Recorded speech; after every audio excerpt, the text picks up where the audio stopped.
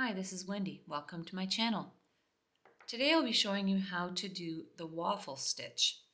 This is a beautiful textured stitch, great for all kinds of blankets. It's quite a thick feel to it when it's done. It does use quite a bit of yarn, but it does make a beautiful bedspread or afghan, even a washcloth. And the strategy that I'm going to show you today, you won't even really need to add a border around the edge. It makes a pretty nice border all by itself. And it does use a stacked single crochet on the edges. I'll show you how to do that. To make this sample size, you'll need a starting chain of 42.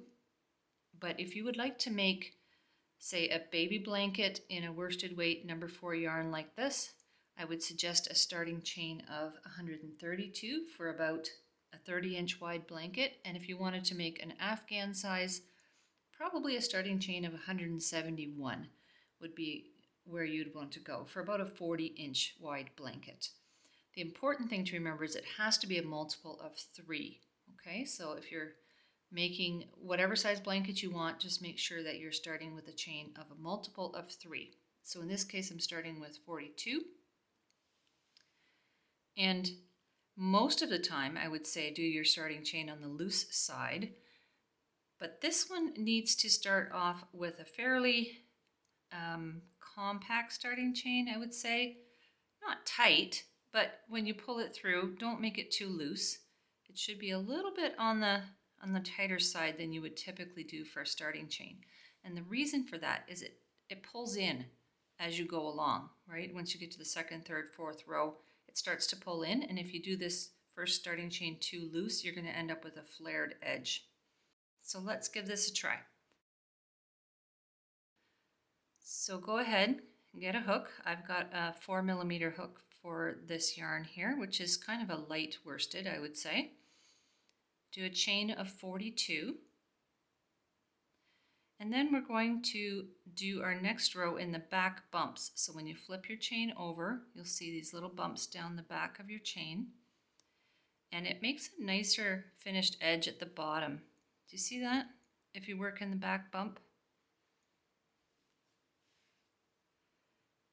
And I'm going to start with the second one. So not this one closest to the hook, but this second one. And I'm going to do a stacked single crochet. And that takes the place of your starting double crochet or your chain 3 that a lot of patterns will tell you to start with. But the stacked single is becoming a lot more popular. To do that, put your hook under that back bump, draw up a loop, just like you were making a single crochet. And in fact, you will complete the single crochet, pulling it through those 2 loops.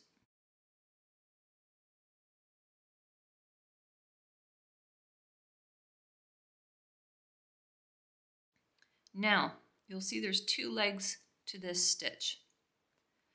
I'm going to take my hook and go into the one that's farther from my hook, underneath it like that. Do you see that? So on these 2 legs of this single crochet, put my hook under the one that's farther from the hook, draw up a loop, and then draw up another loop and go through those 2. That's your stacked single. If you haven't seen that before, I'll go through it once again. So under the second bump from the hook, put your hook in, draw up a loop, draw up another, and go through 2 as if to make a single crochet. Put your hook under that second leg farther from the hook, draw up a loop again, and draw through those 2. That takes the place of a starting double crochet. Next, you will double crochet in each of the remaining back bumps across. Yarn over, go into the work. The back bumps are a little fiddly at first. Pick one up, yarn over, go through 2 and through 2. There's your double crochet. Yarn over, into the work,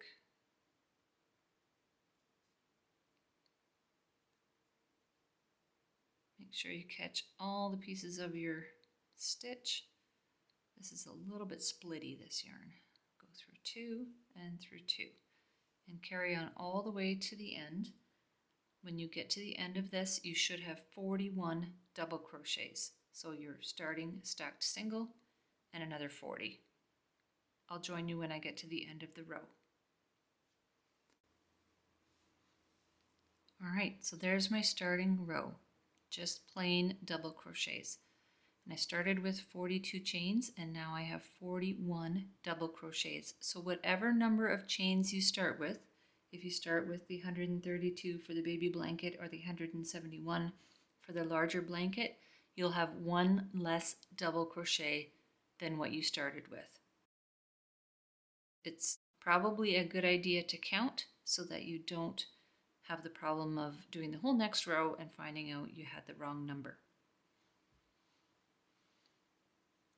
All right, so we are going to turn to do the next row. I always turn my work from the right around to the left, so clockwise, I guess.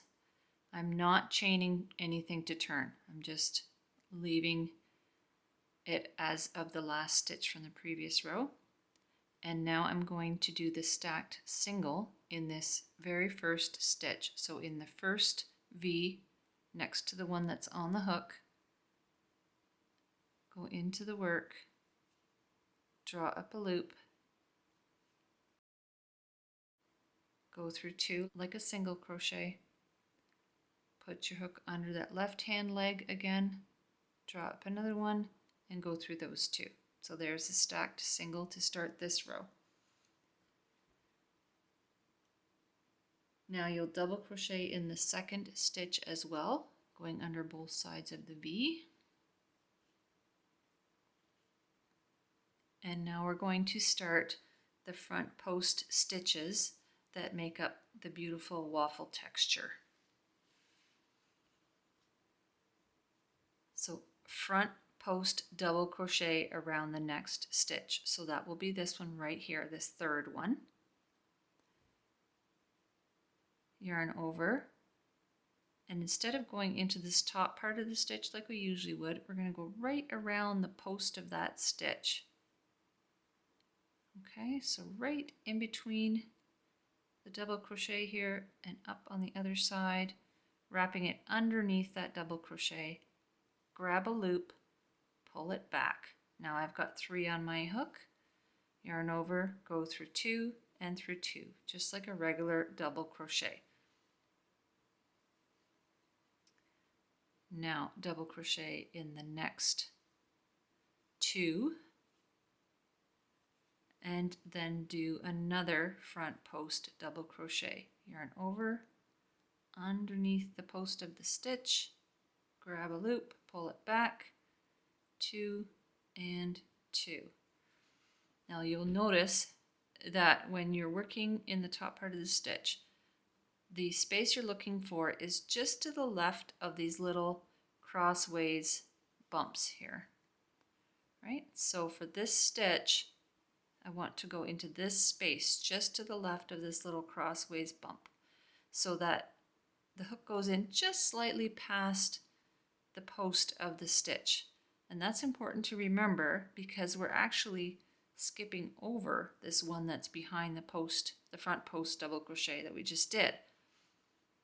So it's important to know where your stitch goes in relation to the stitch below. Okay, so front post and then 2 doubles and another front post and 2 doubles, and continue that all the way across. So 1 front post double crochet followed by 2 double crochets. You'll repeat that sequence all the way to the end of the row.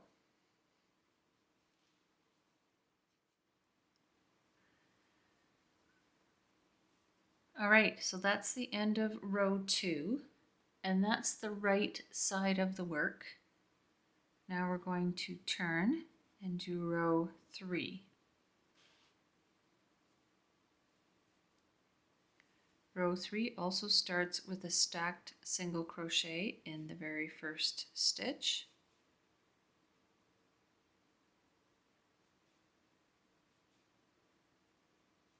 In the next 2, do a double crochet.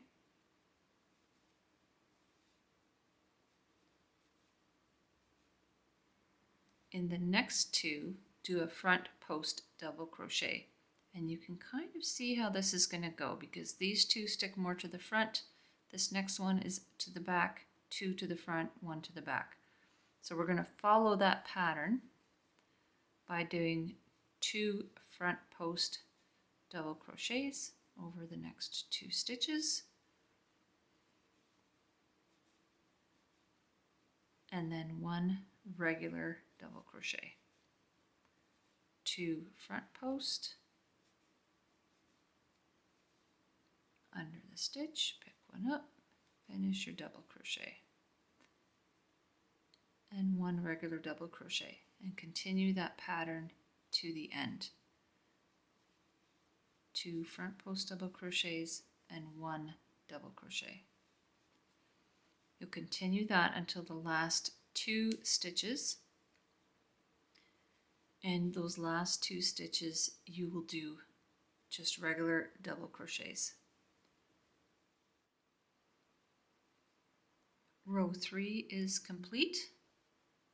We're going to go back to the other side, and now you can see that the waffles are starting to come together on this side, and you can also see that it's easy to see after the first couple rows where to put your hook. You're going to go do a front post double crochet under these ones that are forward and a regular double crochet on the ones that are toward the back. The only one that's a little tricky to remember is this very first front post double crochet here, which is the 3rd stitch, because it doesn't seem to stand out as much. So we're going to do a row 2 again, starting with the stacked double, another double in the 2nd stitch, and then a front post double followed by 2 double crochets all the way across. So you'll just repeat rows 2 and 3, one after the other, until your blanket gets the length that you would like it to be, or whatever your article is that you're making. And when it's long enough, you'll want to end with a row 2. That kind of matches the beginning side as well. And there is your waffle stitch blanket. I think it's a super stitch. I really enjoy it, and I think you will too. If you found this video helpful, I hope that you will hit the like button and consider subscribing. I also offer memberships on my channel where you can get the written versions of my patterns in the community tab. Thanks for joining me for this tutorial today, and have a super day.